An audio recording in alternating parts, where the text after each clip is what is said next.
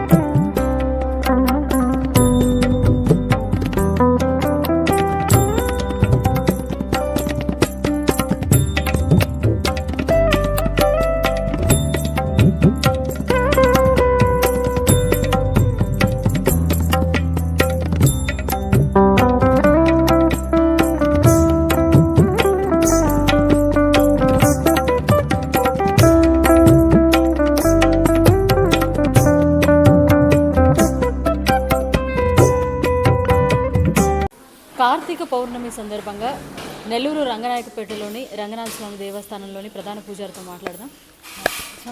లక్ష్మీనాథ సమారంభాం నాదయామన మధ్యమాం అస్మదాచార్య పర్యంతాం వందే గురు పరంపరాం. నెల్లూరు పినాకిని క్షేత్రంలో వేంచేసినటువంటి శ్రీ తల్పగిరి రంగనాథ స్వామి దేవస్థానం ఈరోజు తెలుగు నెల కార్తీక మాసంలో కార్తీక పౌర్ణమి చాలా విశేషమైనటువంటి పౌర్ణమి. ఇది రెండు రకములుగా చేస్తారు. తెలుగు నెలలో చేసేటంతా కూడా తెలుగు సాంప్రదాయంగా, అరవ నెలలో చేసేటంతా తమిళ సాంప్రదాయంగా, అదే తిరువణ్ణామలై వళక్క అని చెప్పి అక్కడ తమిళ సాంప్రదాయంలో అక్కడ చేస్తారు ఇది. కాబట్టి మనకేరా అంటే పైనల్లో ఈ దేవస్థానంలో కూడా స్వామికి సంబంధించి చేసేటువంటిది పైనల్లో కార్తీక మాసంలో కార్తీక మహోత్సవం, కార్తీక దీపోత్సవం అని చెప్పి పైనల్లో చేస్తారు.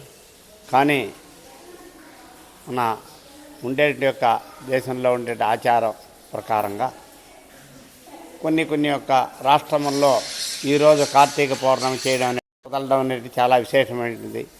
కాబట్టి ఈరోజు ఉదయం వాతావరణం బాగా లేకపోయినా కూడా కొంత మటుకు భక్తులు వచ్చి నదీ స్నానం ఆచరించి వెనకాల కార్తీక దీపారాధన చేసుకున్నారు.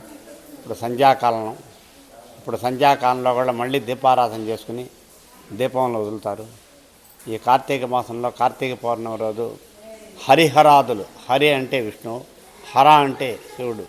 కాబట్టి ఇద్దరిని దర్శనం చేసుకుంటే సర్వపుణ్య ఫలం అని చెప్పని మన పెద్దలు చెప్పినట్టుగా ఈ కార్తీక పురాణంలో చాలా విశిష్టతగా చెప్పబడింది. ఆ యొక్క పురాణ ప్రవచనము చేసుకునేటువంటి వాళ్ళు కొంతమంది చేసుకుంటారు. ఆయా దేవస్థానాల్లో వాళ్ళకు ఉండే పూర్వ ఆచారక్రమ ప్రకారంగా జరిగేటువంటిది. ఈరోజు మటుకు ఇక్కడ నదీ స్నానములు చేసి దీపారాధన చేసుకుని నదిలో దీపం వదిలినారు.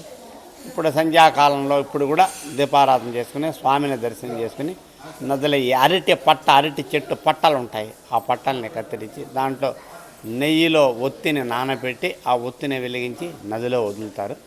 అది దీపోత్సవం అని చెప్పి అంటారు. కార్తీక దీపోత్సవం. ఎలాంటి ఫలితాలు ఉంటాయంటారు? సర్వజన్మ దీపం అంటే ఆ మహాలక్ష్మి స్థానమైనటువంటిది సర్వమంగళ గౌరీవ్రతమైనటువంటిది, సర్వవ్రతమైనటువంటిది, సుమంగళీపరమైనటువంటిది. సుమంగళీలు ప్రతి ఒక్కరూ చేసేటువంటిది. ప్రతి ఒక్కరూ నిత్య దీపారాధన అనేటిది సంధ్యాకాలంలో ప్రతి ఒక్కరూ చేస్తారు. సంధ్య దీపం అంటారు. అదే మాదిరిగా దీపారాధన అంటే విశిష్టం. దీపం లేనిదే ఏమీ లేదు. దీపమే జ్యోతి. ఆ జ్యోతినే ఒక ప్రపంచానికి వెలిగించేటువంటిది ఆ జ్యోతే. కాబట్టి ఆ జ్యోతిని అందరూ చూస్తే 10 మంది చూస్తే ఆహ్లాదంగా ఉంటుంది, 10 మందికి మంచి జరుగుతుందనే ఉద్దేశంతో నదిలో వదులుతారు. చూసిన వాళ్ళందరూ కూడా సంతోషంగా దాన్ని ఆస్వాదిస్తారు. కాబట్టి ఈరోజు ఈ దేవాలయంలో ఈ కార్యక్రమం జరిగింది. సంధ్యాకాలంలో దీపారాధన అంతా కూడా భక్తులందరూ వచ్చి సమర్పించుకుంటారు. తల్పాద్రణ దాస్తు తల్పగిరీసాయ రంగనాథాయ మంగళం. కాబట్టి అందరూ కూడా ఈ రంగనాథ స్వామిని దర్శించి వారి యొక్క అనుగ్రహం, వారి యొక్క కరుణా కటాక్షంలో పొందవలసిందిగా కోరుచు మనవి చేస్తున్నాను. ఈరోజు ఈ టీవీ వారు వచ్చి ప్రజలందరికీ అందుబాటు చేసేటువంటి ఒక అవకాశాన్ని తెలియపరచడం చాలా ముఖ్యం. తెలివి అనేది కొంతమందికి ఉంటుంది, అందరికీ ఉండదు. దాన్ని తెలియపరచడం అనేది చాలా ముఖ్యమైనటువంటిది. మనకి పుస్తకం లోపల పోతే కానీ చదువుకున్నా కూడా తెలిసేది వాడు ఒక్కడికి తెలుస్తుంది, కానీ అవతల వాడు తెలియదు. అదే కనుక గురువు కనుక బోధన కనుక చేసి అంటే 10 మందికి తెలిసింది.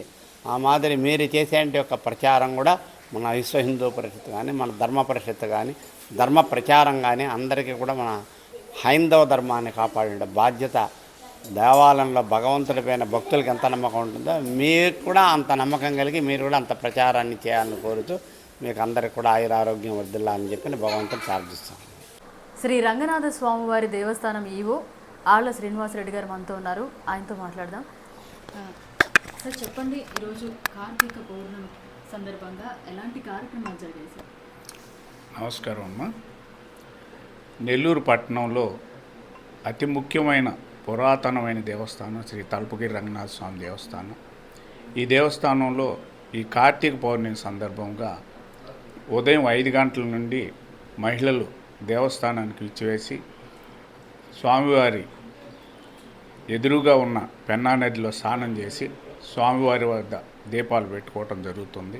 ఆ వచ్చిన భక్తులందరికీ కూడా ఎటువంటి ఇబ్బందులు లేకుండా మా దేవస్థానం సిబ్బంది అందరూ కూడా ఉదయం 4 గంటల నుంచే ఈరోజు విధులు నిర్వహిస్తూ జరుగుతుంది. ప్రస్తుతానికైతే ఈ వర్షం వలన కొంచెం భక్తుల రద్దీ తక్కువగా ఉంది, కానీ ఏర్పాట్లన్నీ మేము సక్రమంగా చేయటం జరిగింది. సో ఎలాంటి ఏర్పాట్లు చేశారు సార్? అంటే క్లీనింగ్, ప్రసాద ఏర్పాట్లు అలాంటివన్నీ ఎక్కడికక్కడ క్లీన్ చేస్తానికి ఎప్పటికప్పుడు దీపాలు పెట్టడం అయిపోయిన తర్వాత అక్కడ పడిన చెత్త చెదారం అంతా కూడా ఎప్పటికప్పుడు క్లీన్ చేయటం జరుగుతుంది. అలాగే వచ్చిన భక్తులందరికీ కూడా ఉచిత ప్రసాదం అందజేయడానికి అన్ని ఏర్పాట్లు కూడా చేయటం జరిగింది. విశేషంగా ఈరోజు కార్తీక పౌర్ణమి. అవును. ఈరోజు దీపోత్సవం లాంటివి ఏమైనా ఉన్నాయా సార్? లేదమ్మా, దీపోత్సవం అనేది ఏం లేదు, కానీ వచ్చిన భక్తులు పెన్నా నదిలో స్నానం ఆచరించి కార్తీక దీపాలు వదలటం జరుగుతుంది. అలాగే స్వామివారి దగ్గర కూడా ఇక్కడ ఉన్న వెంకటేశ్వర స్వామి దగ్గర కానీ, రంగనాథ స్వామి దగ్గర కానీ, రంగనాయక అమ్మవారి దగ్గర వాళ్ళకి దేవుళ్ళ దగ్గర పెట్టుకునే వాళ్ళు ఉన్నారు. కొంతమంది అన్న తల ఇష్టదైవం దగ్గర దీపాలు పెట్టుకోవడం జరుగుతుంది.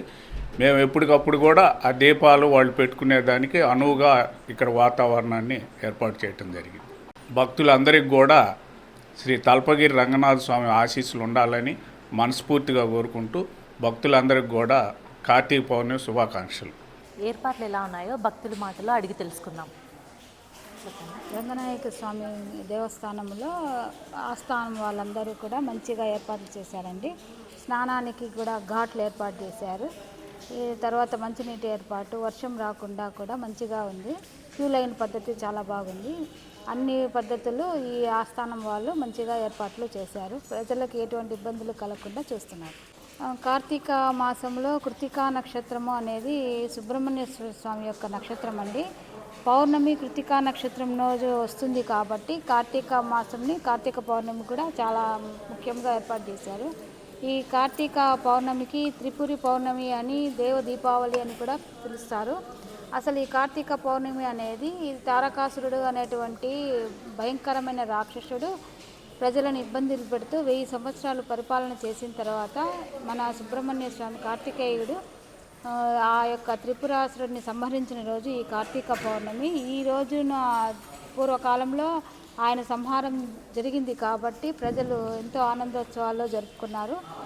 దీని గురించి ఎవరికి త్రిపుర సంహారం ఈరోజు జరిగిందనే విశిష్టత గురించి తెలియదు, కానీ నేను పెద్దల ద్వారా తెలుసుకొని ఈ విషయాన్ని మీకు తెలియజేస్తున్నాను. ఈ కార్తీక మాసంలో ఉసిరి దీపం అని, పిండి దీపారాధన అని, శివ అర్చన అని, వైష్ణవుల సంప్రదాయం ప్రకారం విష్ణుమూర్తికి అర్చన, మహాలక్ష్మి అర్చన, సుబ్రహ్మణ్య స్వామి అర్చన, అయ్యప్ప స్వామి దీక్ష మొదలైన కార్యక్రమాలన్నీ కూడా ఈ కార్తీక మాసంలోనే ప్రారంభమవుతాయి. ఆకాశ దీపం అనేది ఇంటి ముంగిట 2 దీపాలు పెట్టడం, గుళ్ళల్లో దీపాలు వెలిగించడం, దీపదానాలు, అన్నదానాలు, తర్వాత నదీ స్నానాలు, సముద్ర స్నానాలు, ఇసుక సైకత లింగాల అర్చన, మట్టి యొక్క శివుల లింగాలతోటి అభిషేకాలు, మహాభిషేకాలు, కుంభాభిషేకాలు అని, అన్న అభిషేకాలు శివుడికని, నందీశ్వర శివ మొదలైనవి కూడా జరుగుతుంది. కార్తీక మాసంలో ఎంత బాగా జరుపుకుంటే అంత యొక్క ఆరోగ్యం అని పెద్దల యొక్క చెప్పినటువంటి సంస్కృతి సంప్రదాయాల వల్ల తెలుస్తుంది. కార్తీక మాసంలో ఉదయాన్నే సూర్యోదయానికి ముందరే జరుపుకోవాల్సినటువంటి స్నానం అనేది చాలా విశిష్టత. ప్రతి ఒక్కరూ ఈ కార్తీక మాసాన్ని వినియోగించుకొని ఆర్థికంగా ఆరోగ్యంగా ప్రతి దాంట్లోనూ విజయాన్ని పొందాలని ఆశిస్తున్నాను. ధన్యవాదాలు. మరిన్ని అప్డేట్స్ కోసం మన HN9 టీవీ ఛానల్ని సబ్స్క్రైబ్ చేసుకోండి.